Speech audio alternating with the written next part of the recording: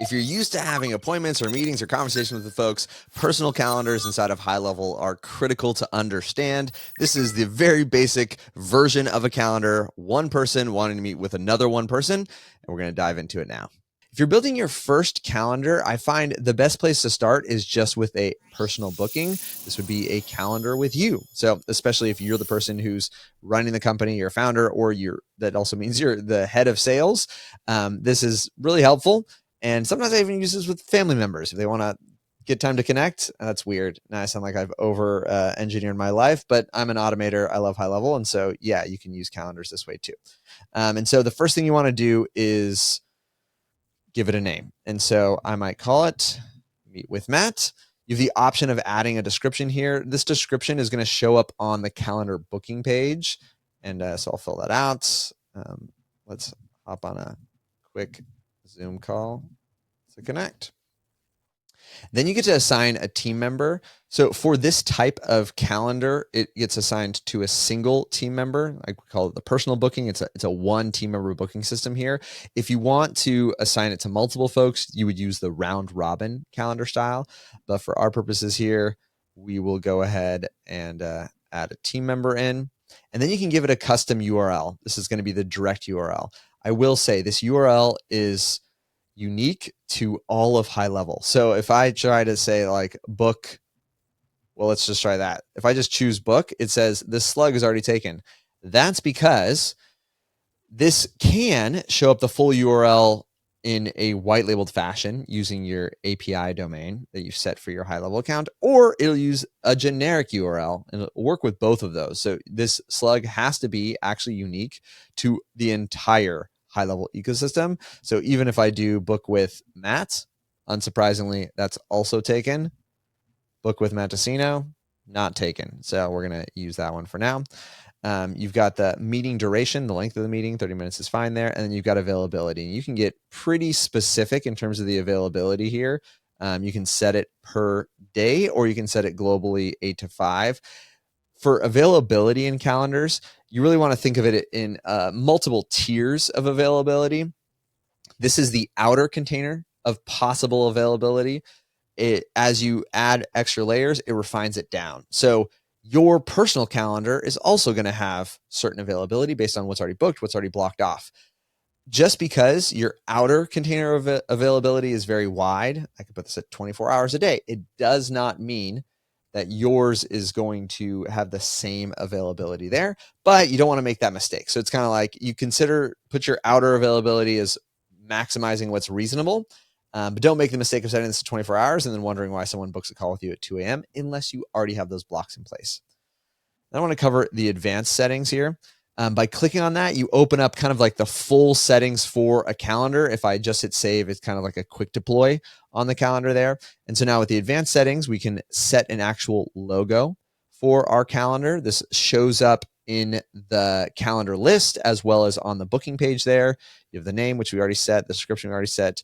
You can now give it a group. Personal calendars can be in groups. That can be helpful for reporting, for statistics. If you want to see certain reporting inside of an account of how many appointments got booked to a certain group, you can do that. And so collectively managing them by groups is helpful. We don't have any groups right now, but I'll show you how to create a group later. You can also do the invite title. Commonly, you'll be like the name of the person who booked the meeting, which would be the contact name, and then maybe the name of the meeting, which is like Meet with Matt. Or maybe if it's you personally, you just might have this as your name. So then when they see it on their calendar, and when you see it on your calendar, it'll show their name, vertical line bar, and then your own name. Still have the assigned team member there. And then you can set things like a custom location. This is kind of cool because you can set any URL, or you can use like a Zoom integration here. They actually have options there for Zoom, Google Meet, phone, a full address. You can actually ask the person who's booking it or integrate with Teams there. But if you go custom, some things that we'll do is, just use a custom URL that redirects to our Zoom room to keep it clean and easy. Or you can actually get really fancy and use something like a custom account value or a contact value there, if that's relevant to how you're setting it up there. But at the very least, a real URL. This could be your full Zoom URL if you've got a static meeting there, or it could be a custom one. Then you can set the color for the event. So if it's a meeting with me, but I want it to show up on my calendar in a certain color because you're that way and you organize your life by colors on your calendar, you can also do that as well. So those are the meeting details. Then you've got availability. This is advanced availability. We saw kind of like the global, which days, and then these boundaries there. Now you can set a different daytime per day. And if you have sort of like ranges where you're maybe only available until, let's say, a slot in the morning at 10 a.m. And then I'm going to clone this. Actually, we'll add a new one first and then say I'm also, let's say you take a break for availability and you're available again at 2 p.m. until 5 p.m. So you might have a scenario like this. This clone option here allows you to copy to all the days or certain days. So that'll really expedite setting availability, especially if you have kind of like, okay, I commonly, I take calls on Monday, Wednesday, Thursday in these slots, and then I could just turn off Tuesday, Thursday, and set my availability like that. As I mentioned earlier, these are outer boundaries of availability. So it'll still reference your calendar and you can allow it to check what's slotted and what's already blocked off, which is really convenient because then as you're managing your calendar on your phone, if you've already synced with like your Google Calendar in here, you add a block on your calendar, it's going to prevent someone from booking in there. The other couple things going on here is you can set date specific blocks. So you got a holiday coming up. And so you say, on this day, I'm unavailable. So I added unavailable on July 4th. And so that way it prevents anyone from being able to book on this calendar on those certain days, which can also be helpful even for, trips, or if there's a specific thing coming up where you want to set specific availability on a day, you can do that here. Down here, they do have the option to look busy, which is how many slots you want to hide. So if you're starting off and you don't have a lot of people on your calendar and you're trying to get booked out, this is kind of an advanced option they've copied over from other booking calendars there, where you can hide 25% of your slots. So it just makes you look busier than you are. If this is a recurring meeting here, you see you can actually turn on recurring meetings, and that's going to eliminate the date specific options there. I'm not going to enable this for now, but if you want to set it as like a standing meeting that you do in terms of availability, or when they book it, it's going to become a recurring thing. So they're booking in to meet with you weekly, sort of a thing. That's what the recurring meeting option is for there. We have the interval, the duration. This is helpful to understand. The interval is sort of like how often it's presented in the calendar. If your duration and interval don't have to be the same. So it says here, it's like, this is the amount of time between booking slots will be shown. So if you do 30 and 30, that means every 30 minutes there will be a meeting and you can be booked out every 30 minutes. If I said my meeting interval is 60, it means it needs a 60-minute gap, or like, let's say 45-minute gap, to book a 30-minute meeting.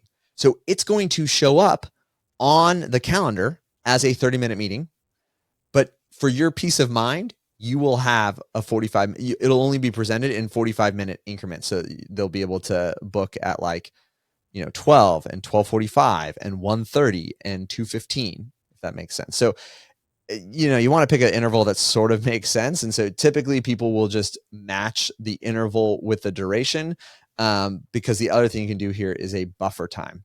And so this will prevent it. So this is where you can be like, I want to have a 15-minute buffer time. I mean, it's kind of silly. I might want to, I'll do this. I'll do 15-minute intervals. So every 15 minutes someone could book, and I need a buffer time of 15 minutes. You really want to make your interval match your buffer time there, because in this scenario, they'll be given the option of 12, 12:15, 12:30, 12:45, and 1. When they book, it's a 30-minute duration. So it's going to box out a 30-minute period there, but it's also going to add a buffer. So that means when someone books at 12:15, you'll be unavailable from 12 to 12:45, But because I set it as a 15-minute interval here, they could book again at 12:45 and book again at 1. And so something like this is the intention between intervals and buffer time there. Minimum scheduling notice, hopefully, self-explanatory there, is like how much advance notice do you want to have before they can book? It could be as little as hours. You could say you could do nothing, but maybe you want to have a 1-hour notice so that even if you have an open slot, you have a little bit of a heads up to prepare for the meeting there. And depending on how busy you are, how much preparation you want, maybe you're saying 1 day. So if it's not booked on tomorrow and you start your day, this happens to me all the time. I'm like, if my day is free or I've got a free slot there, I may not put a block in there, but I just know now that I'm not going to have someone jump on my calendar the same day, and I can tell my wife I'm available to do whatever.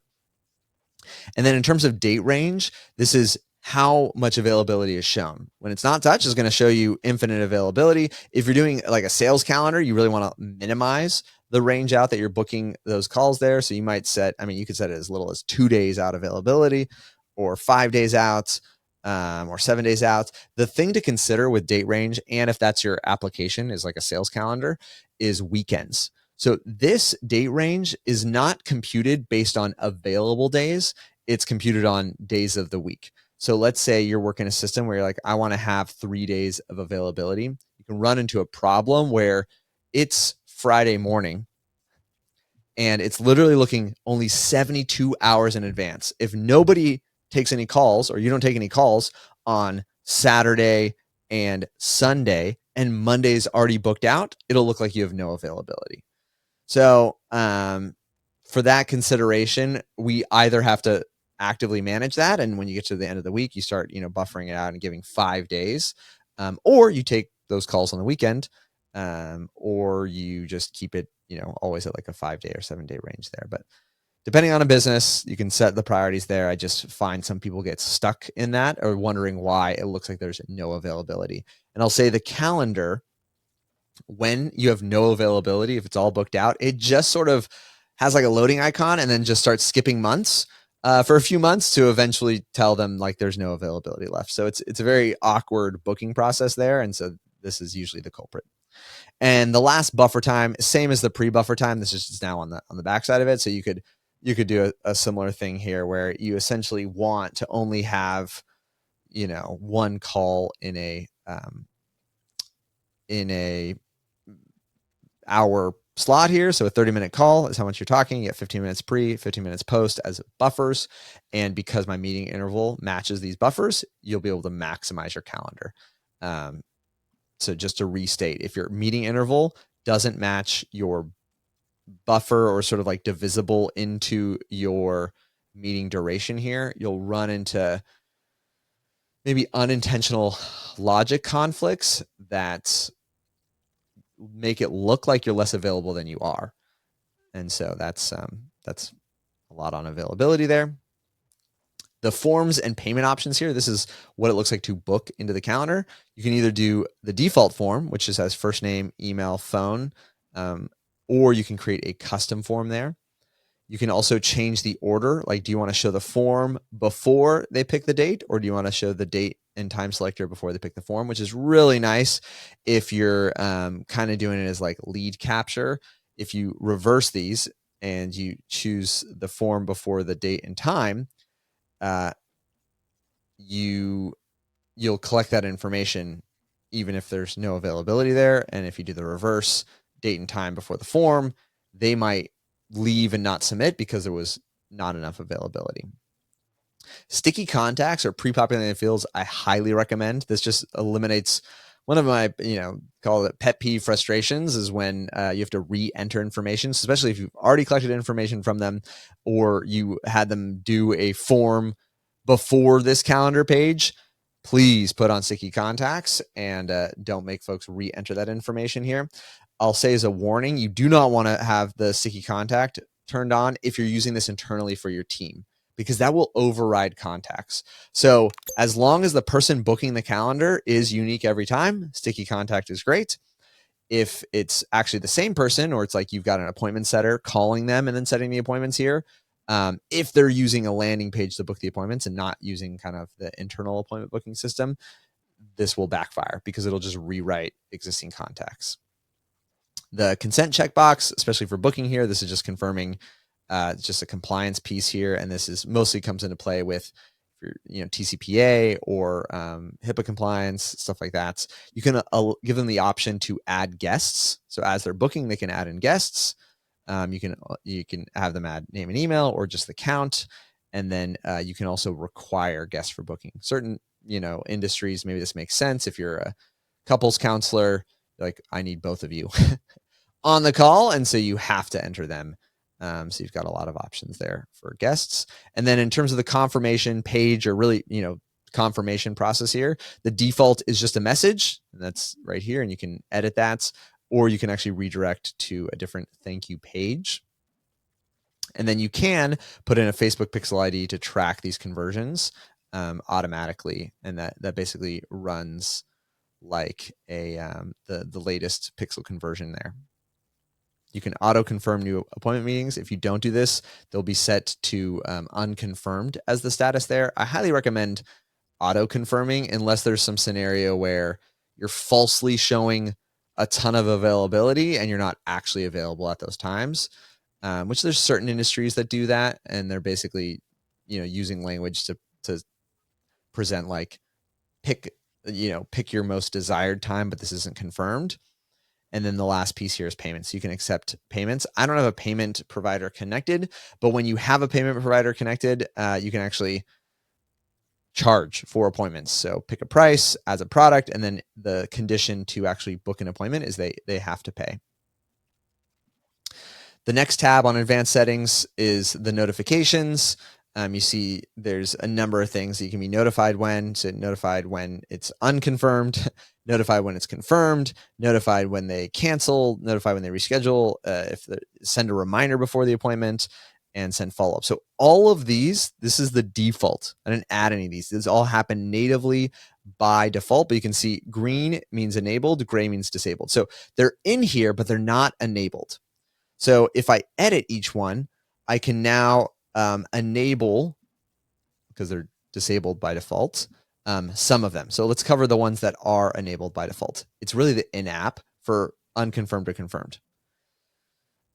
Based on your options previously, it'll make sense what you want to even use here, because let's say, you're setting them all confirmed by default. Don't even bother editing the notification for an unconfirmed appointment because you're not using it.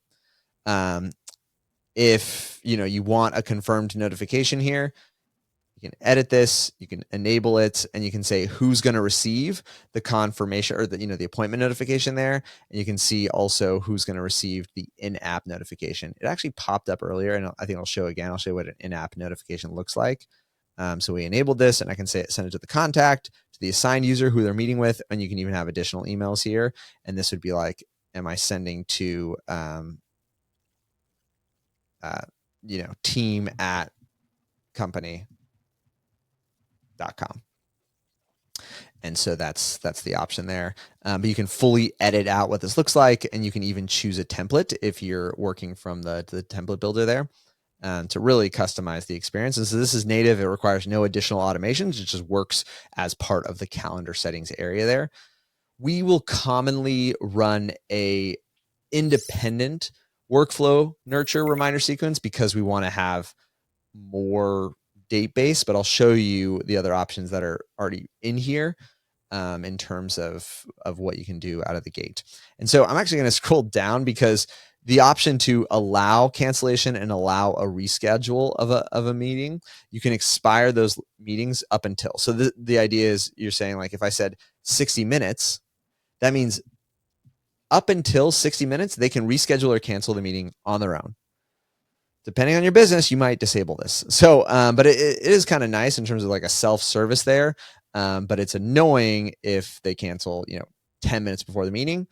So you can pick your buffer there in minutes, hours, or days. And so sometimes it'll be like, a day before. So when you immediately book, if you make a change, just cancel or reschedule.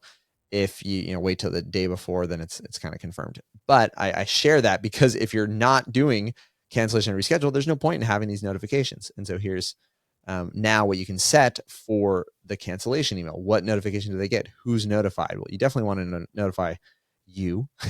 Probably also want to like give them a confirmation here. But so for all of these, you can actually customize what the email looks like.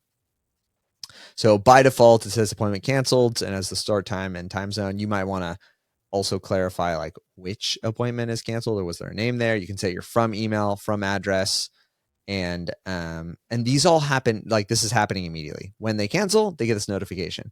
And you can set that per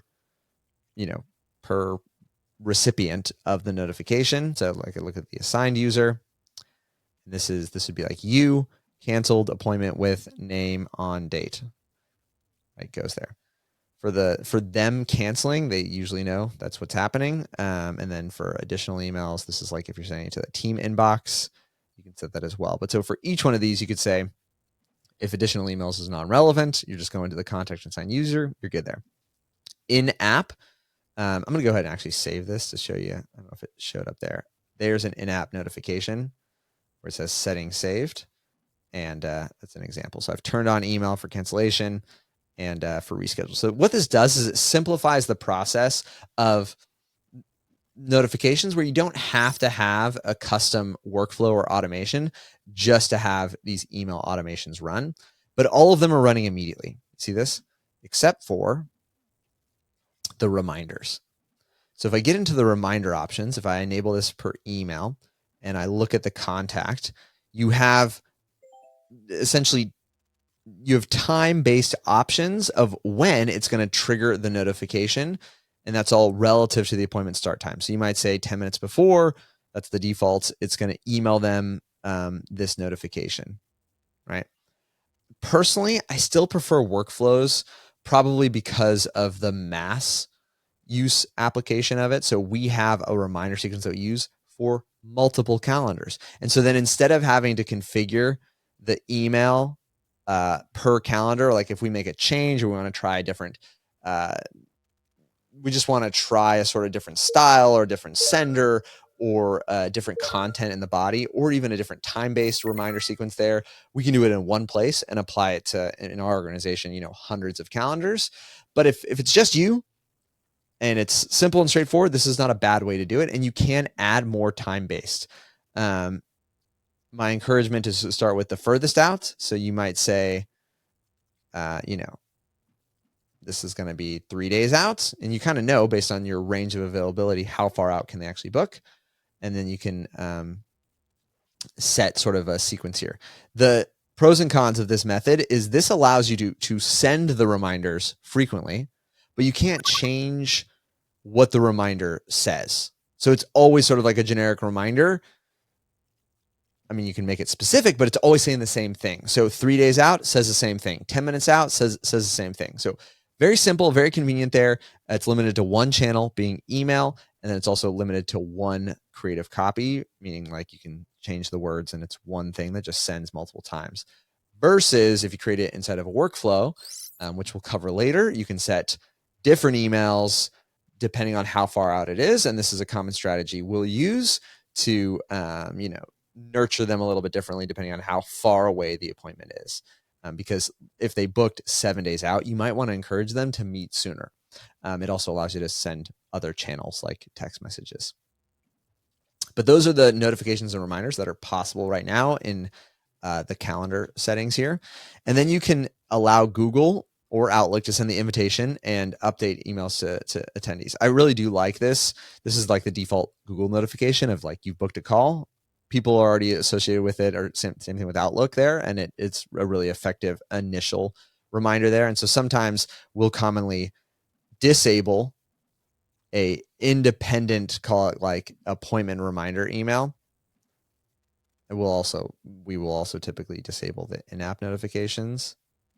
This is for us, right? So this comes down to team preference and where do you manage notifications and where do you want to be notified of stuff.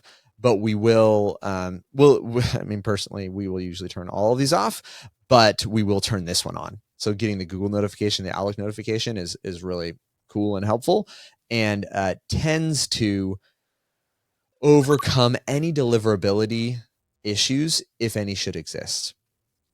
right? So for these emails, these are sent like custom emails through a CRM automation.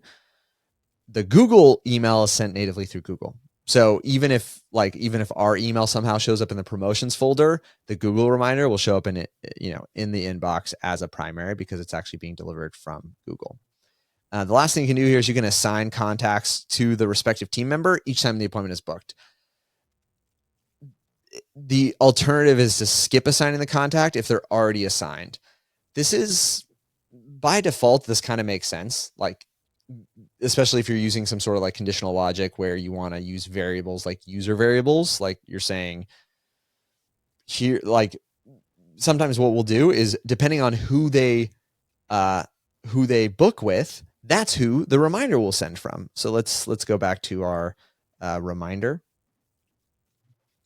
and to the contact. Might not, just for them. 10 minutes before, from the from name here, if I'm going to use something like user.name and maybe user email or something like that, at the very least, the name changing in there is really helpful because this will now show the name of the person they're actually meeting with. So this is a personal calendar as an example, but some of these notifications and settings that we're going over actually are consistent across multiple calendar types.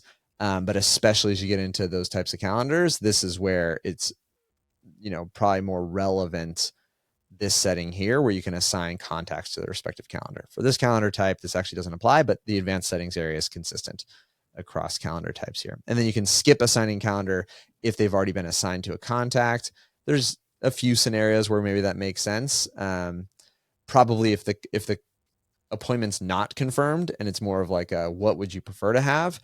Then you could send them an individual's calendar with real availability based on who they've already been assigned to if they need to meet with the same person they met with before. And the last piece here is customizations. This actually has to do with like the aesthetic, the color. There is the cover image that shows up on the booking page there. There's two styles, Neo and Classic. Most folks now are using Neo, but you can compare the two styles there. And then you've got some color settings that you can set that affect other variables inside of the calendar. And then the actual button here for what the book the calendar button says. And then you can decide, do you want to show the calendar title, the description, and those details such as the duration time and recurring details. So I'll go ahead and click on preview. Oh, I guess before I hit preview, you do also have custom code. They fully let you customize it, and this is CSS typically, but you can put in, I believe it accepts JavaScript or CSS. And so depending on what you want to do with the calendar, you can do some fancy things out there. We definitely have some custom scripts in as part of HLPT, but out of the box, it's very powerful now, and a lot of the options that people prefer are already part of it natively.